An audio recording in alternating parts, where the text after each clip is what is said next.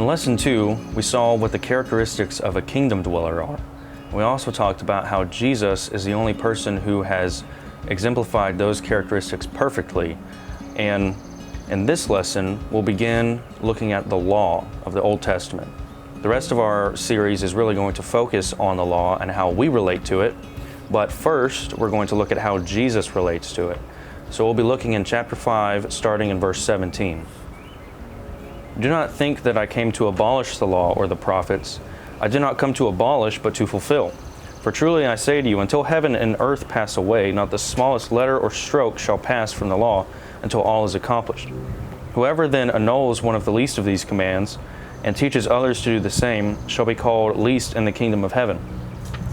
But whoever keeps and teaches them, he shall be called great in the kingdom of heaven. For I say to you that unless your righteousness surpasses that of the scribes and Pharisees, you will not enter the kingdom of heaven.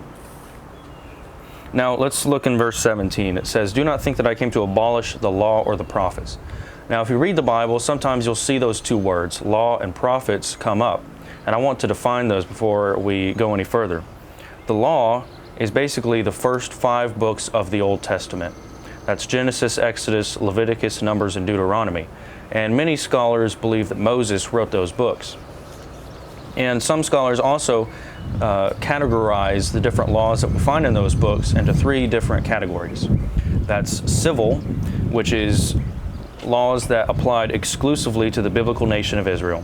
There are also ceremonial laws, which required religious acts such as sacrifices and festivals. There was also the moral law, which applied to ancient Israel, but still applies to today.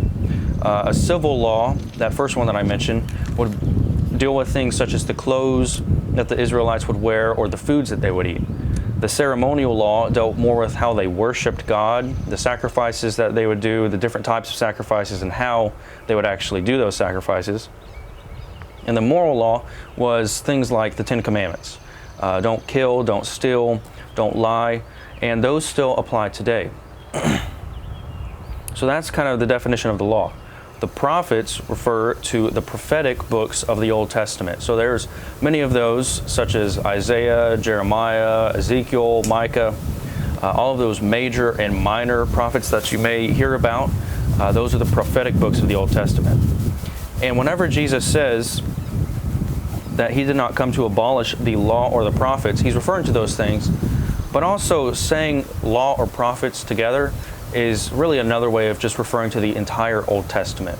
So what he's saying to his listeners is that I didn't come to get rid of the Old Testament. I didn't come here to destroy the Old Testament. That's what that word abolish means. Instead, I came to fulfill the Old Testament. So Jesus came to fulfill, not destroy, the Old Testament or the law.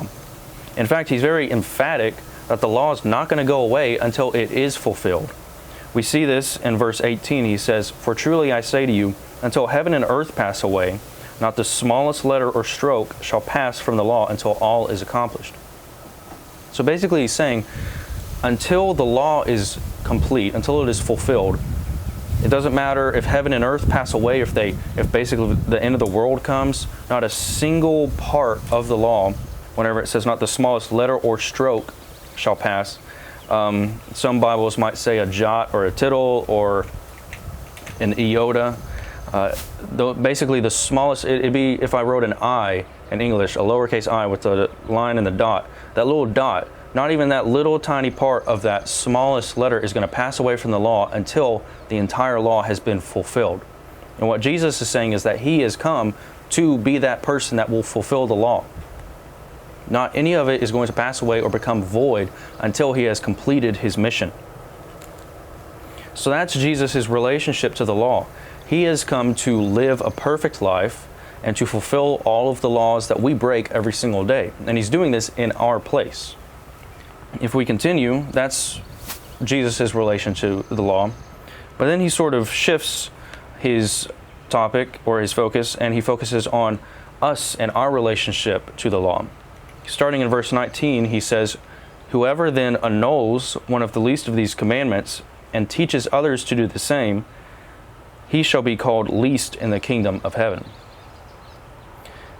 Now, I'm going to get to the next one in a little bit. But Jesus is saying here that there are going to be two types of people that will be in the kingdom of heaven, or just in heaven one day. There are some people that will be called the least, and there will be some who are called the greatest. And what we see the least people did is that they either disobeyed, or they annulled, or they didn't regard even just the least of Jesus' commandments, and then they taught others to do the same. I like to think of this, of a good example of this, as a white lie.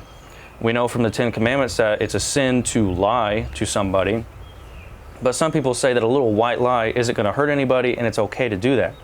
Well, people that say that and they practice that, they say they lie all the time and they don't think it's going to do anything, and then they teach others that that's okay as well. That's a good example of this. That person might be a Christian, but whenever they get into heaven, they're going to be called the least of the kingdom because they didn't even regard God's law. In contrast to that, whoever keeps the law and teaches others to keep the law will be called greatest in heaven.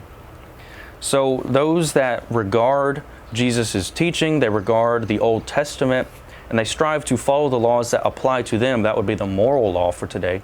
Those that strive to follow that, they know that they're not going to follow, that they are not going to be perfect. They know that they're not going to fulfill the law themselves, or that they're going to keep all the laws all the time, but they strive to do that. They will be called the greatest in the kingdom.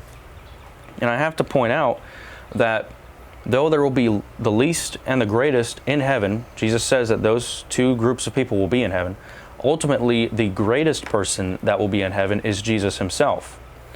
The person that will be called greatest in heaven, just a regular Christian, has kept the law and he has taught others to do the same, but ultimately he has still failed in some ways in keeping the law, and he hasn't always taught people to keep it the way that he should. But Jesus perfectly kept the law, and he taught it, as we will see in the rest of our lessons.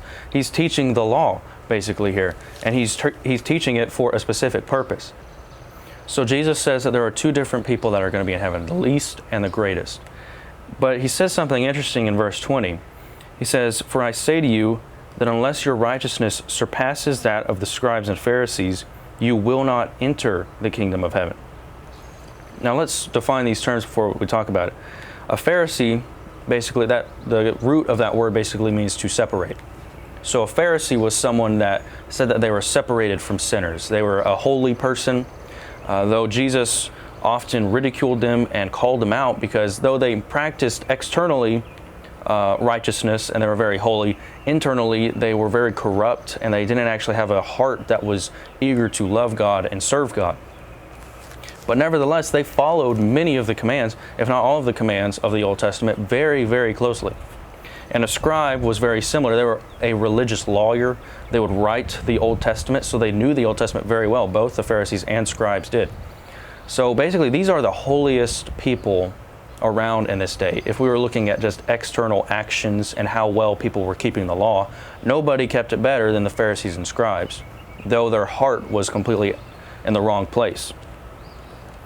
And also, I want to define what righteousness means. That is acts and actions which God approves.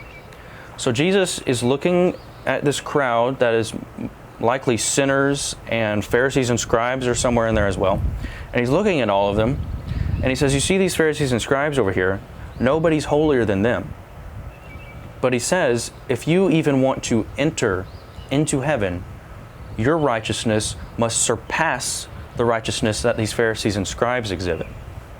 So he has just said in the verse before this, in verse 19, that there are two groups of people that will be in heaven, the least and the greatest.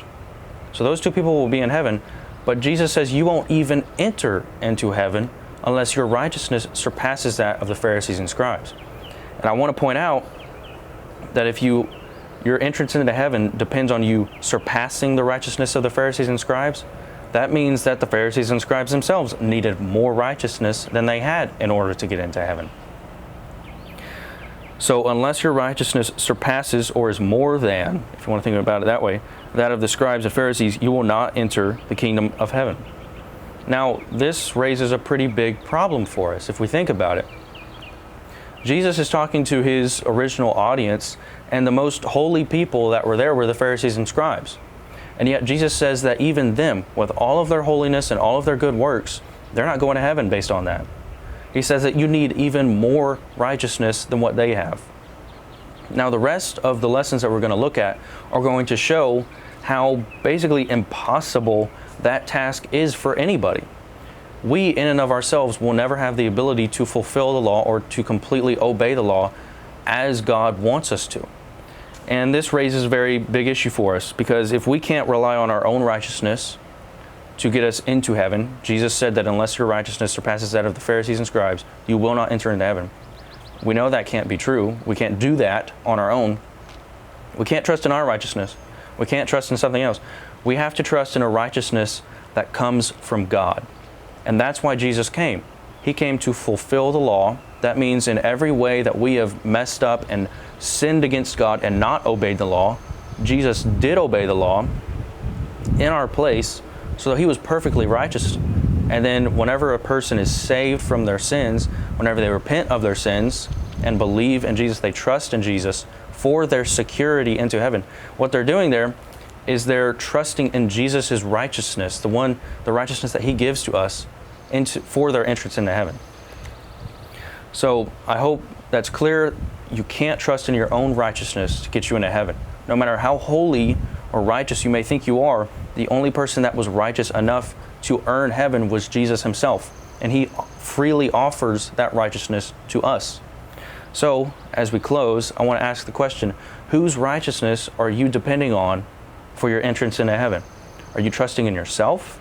Do you think that you can be holy enough and obey God's law well enough that whenever you die and you are standing before God, he's going to say, you did a good job, so I'm going to let you in? Or are you trusting in Jesus? I hope that as we continue our study and look at the next couple lessons, you'll see just how much you need to trust in Jesus' righteousness instead of your own.